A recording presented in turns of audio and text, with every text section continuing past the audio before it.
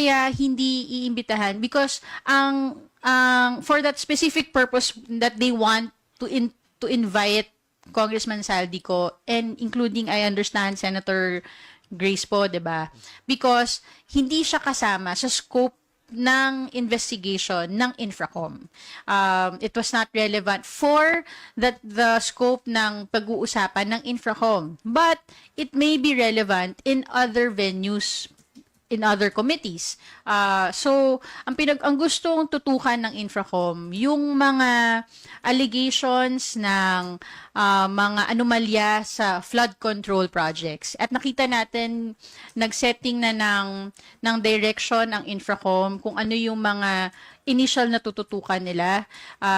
They wanted to prioritize the flood control projects that were tagged by the President himself as ghost projects.